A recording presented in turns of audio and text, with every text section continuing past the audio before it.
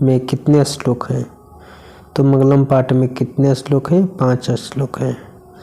दूसरा प्रश्न है, मंगलम पाठ के रचयिता कौन है? तो वेद व्यास है। कौन है? वेद व्यास। वेदों की संख्या कितनी है? तो 4 है। कौन कौन? ऋग्वेद, सामवेद, आयुर्वेद और अथर्ववेद। चौथा प्रश्न है, सोने के पात्र से किसका मुख ढका हुआ है? तो सत्य का मुख ढका हुआ है। 5 नंबर प्रश्न है, ब्रह्मा का मुख किससे ढका हुआ है? तो हिरण्मय पात्र यानी सोने के पात्र से ढका हुआ। 6ठा प्रश्न है, महान से महान कौन होता है? तो आत्मा होता है। 7वां प्रश्न है, छोटा से छोटा कौन होता है? तो ये भी आत्मा होता है।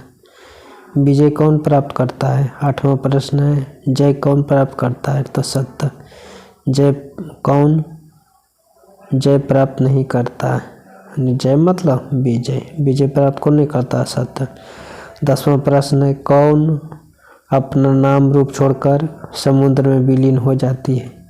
तो नदी अपना नाम और रूप छोड़कर नदी में विलीन हो जाती है, समुद्र में विलीन हो जाती है।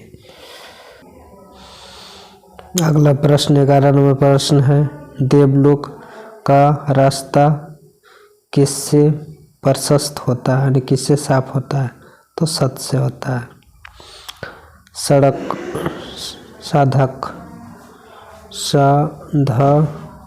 साधक 12 नंबर प्रश्न है, साधक पुरुष परमात्मा को कैसे प्राप्त करता है? तो मृत्यु प्राप्त करके प्राप्त करता है। 13 नंबर प्रश्न, किस प्रकार के पुरुष जितेंद्रिय होता है?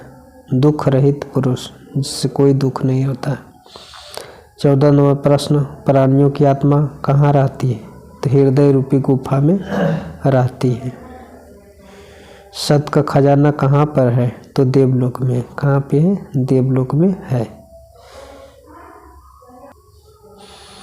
और है बोधात्मक प्रश्न। पहला प्रश्न है, मंगलम पाठ के आधार पर सत्य की महत्ता पर प्रकाश डालें।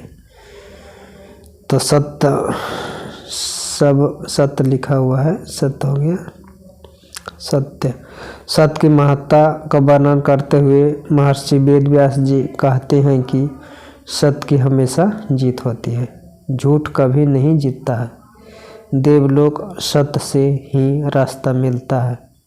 मोक्ष प्राप्ति का साधन सत्य होती है। सत्य देवलोक का खजाना है। देवलोक में खजाना किसका? सत्य का। दूसरा प्रश्न है, मंगलम पाठ के आधार पर आत्मा की विशेषता बताएं। तो मंगलम पाठ के आधार पर महर्षि वेद व्यास जी कहते हैं कि प्राणियों की आत्मा हृदय रूपी गुफा में बंद है। यह छोटा से छोटा होता है, यह बड़ा से बड़ा होता है। आत्मा को बस में नहीं किया जा सकता है।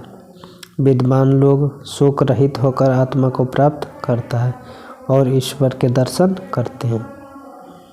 इस पाठ में इतना ही।